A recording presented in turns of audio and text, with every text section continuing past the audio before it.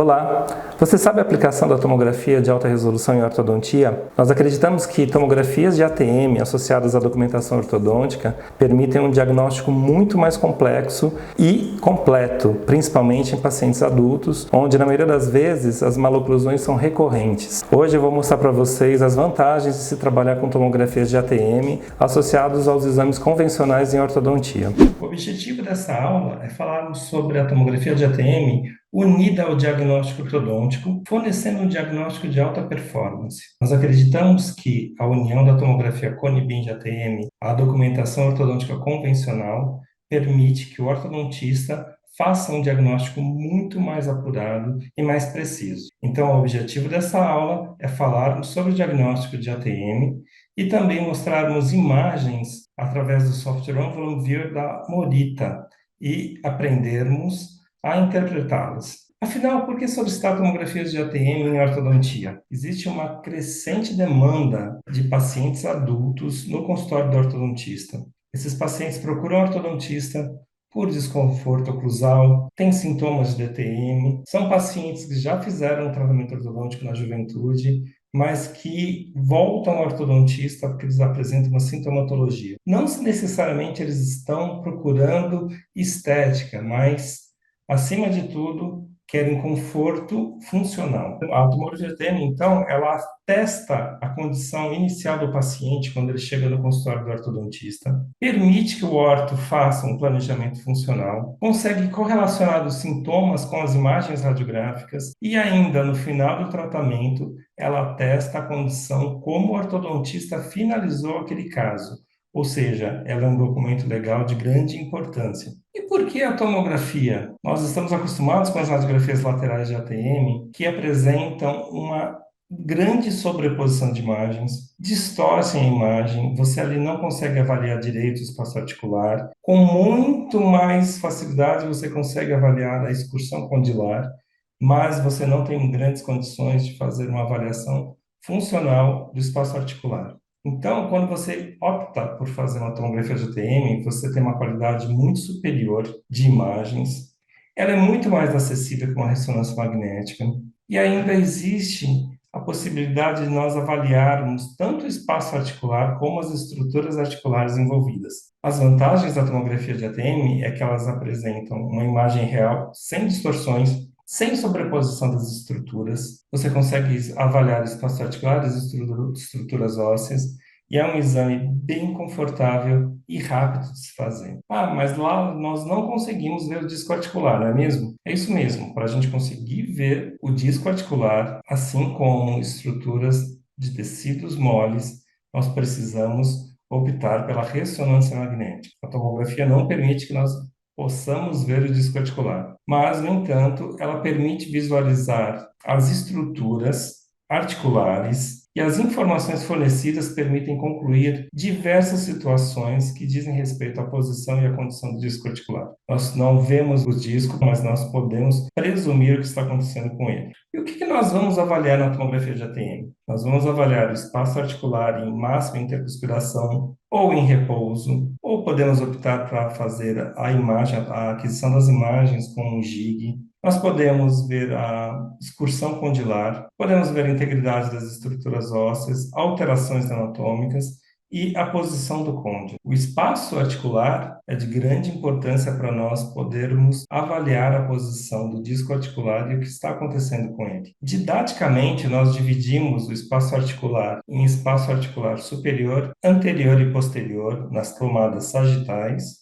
e em espaço superior, lateral e medial, nas tomadas coronais. Essa divisão é didática e ela serve para nós podermos avaliar a posição do côndilo em relação à sua cavidade articular. Então, num caso em que nós temos o espaço articular preservado, nós podemos ver aqui, tanto nas imagens sagitais como nas coronais, que o espaço é visível, o côndilo está bem centralizado e esse espaço está respeitado, ou seja, o disco articular tem condições de exercer suas funções nesse espaço preservado aqui da articulação. Quando nós temos a posição de máxima intercuspiração, nós podemos ter três situações diferentes. O côndilo centralizado, na verdade, ele fica levemente protruído, porque o disco articular é mais fino na porção anterior do que na região posterior. Se ele está centralizado, a gente tem um espaço articular preservado. Ou o côndilo pode estar protruído no sentido anteroposterior, que pode sugerir a compressão ou deslocamento do disco articular para a posterior ou o deslocamento do disco para a lateral. Ou ainda, se a protrusão do côndilo é muito acentuada, nós podemos pensar em perfuração do disco articular. E se o côndilo está retruído, ou seja, ele está encostado na região posterior do espaço articular, a gente pode pensar em deslocamento anterior do disco sem redução e compressão da zona bilaminar. A zona bilaminar é uma região muito enervada e vascularizada, e a compressão dela pode levar à dor e a zumbido. No máximo intercuspiração, então, nós temos essas três situações: o espaço articular preservado, com o côndilo centralizado, o côndilo bem protruído, com redução do espaço articular anterior, e o côndilo retruído, com redução do espaço posterior. Em abertura máxima, a gente pode pensar que o côndilo tem também três situações distintas. O côndilo pode excursionar até o limite anterior da eminência articular, onde, neste caso, a amplitude de movimento está preservada. O côndilo pode excursionar além do limite anterior da eminência articular, onde você tem situações em que você pode pensar em hipermobilidade do côndilo, subluxação e luxação do mesmo, ou o côndilo ele pode excursionar aquém do limite anterior, onde você tem amplitude de movimento reduzida, provocada por um processo inflamatório, deslocamento para o anterior do disco sem redução. Aqui nós exemplificamos também os três casos: o côndilo aquém da eminência articular, o côndilo excursionando até seu limite anterior e o côndilo excursionando além do limite da eminência articular. Uma coisa muito importante que a tomografia de ATM nos permite é você variar o ângulo em que os cortes tomográficos vão ser feitos de acordo com a anatomia do côndilo e também da variação do ângulo entre o ramo e o côndilo. Nós temos anatomias bem diversas, tanto do côndilo quanto da angulação do mesmo em relação à cavidade articular. Quando você faz tomadas laterais de ATM, você não consegue personalizar esse ângulo de incidência. Na tomografia, ele já é possível, fazendo com que você tenha uma imagem sem sobreposições e sem distorções. Falando rapidamente das funções articulares, a gente tem o movimento de abertura condilar, a rotação, a articulação infradiscal, quando o côndilo rotaciona sem movimentação do disco, e depois a translação, com o movimento do côndilo do disco para anterior e inferior em conjunto. É um movimento de fechamento, retorno suave do côndilo e do disco articular em conjunto. Quando vamos falar agora das disfunções, as coisas começam a mudar. Uma das disfunções, e a primeira de todas, é a dor, onde nós pensamos na compressão da zona bilaminar, é aquela estrutura bem vascularizada e enervada na porção posterior da cavidade articular,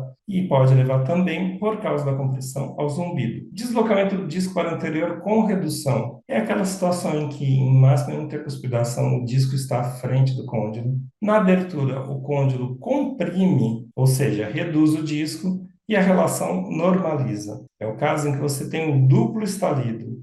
Tem o estalo na abertura e no fechamento. Depois do deslocamento do disco sem redução, na abertura não há recapturação do disco pelo côndilo. O disco fica à frente do côndilo durante todo o movimento. Não tem mais estalo, porém a situação é um pouco mais complicada, porque não tem mais a redução do disco. Então, o paciente, com o tempo, vai ter limitação da abertura, dor, compressão, os estalos que passaram, como eu disse, e com a função acaba tendo um pouco da melhora da abertura. O deslocamento do disco para o posterior geralmente está relacionado a aderências, movimentos de translação. O paciente tem uma abertura normal, porém tem uma dificuldade de fechamento, é aquela sensação de intercuspidação incorreta. Existem também as aderências, devido ao apertamento e o bruxismo, que levam à diminuição da lubrificação do disco, e a subluxação, quando o côndilo fixo para anterior, obstrução posterior do disco, irregularidade das superfícies articulares, reduz de volta, tendo a dor e o estalo. E a luxação, quando tem a abertura além da eminência articular, mas não tem a redução. A diminuição do espaço articular é o sinal precoce de doença articular degenerativa. Nós podemos ver aqui nesse caso, numa tomada coronal, a diminuição do espaço articular com o côndilo totalmente distalizado. Aqui o que a gente tem é a articulação de osso com osso. Nesse mesmo caso, aqui a gente já temos um caso avançado de alteração degenerativa da TM,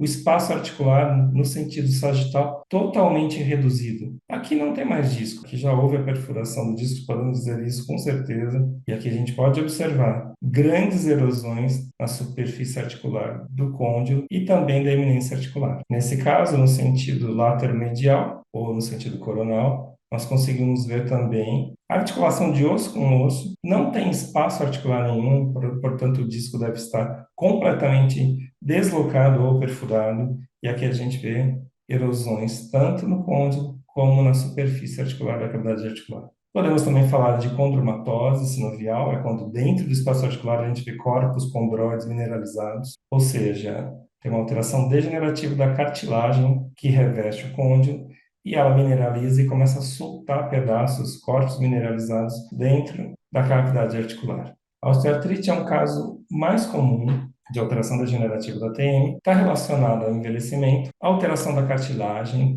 que é a alteração óssea. Em jovem, geralmente está relacionada ao trauma. O deslocamento do disco é um fator predisponente da osteoartrite. O disco não reduz, os componentes ósseos se relacionam diretamente, como eu disse, osso com osso. Você tem uma ruptura da cartilagem, que segue para uma esclerose medular, formação de osteófitos, erosões das superfícies articulares e cistos subcondrais. Aqui nós vemos um caso de um paciente com uma redução bem grande do espaço articular e alterações das superfícies articulares do côndilo e também da cavidade articular. Existem também anomalias de desenvolvimento, como hiperplasia dos côndilos, hiperplasia do processo coronoide, côndilos bífidos, hipoplasia dos côndilos, agenesia de côndilo, fratura e anquilose. No caso dessa imagem em 3D, nós vemos uma anquilose, ou seja, o côndilo está completamente soldado na cavidade articular, além da alteração morfológica do mesmo. A melhor maneira de se visualizar as tomografias de ATM é através do OneVolume Viewer, que é o software da Morita.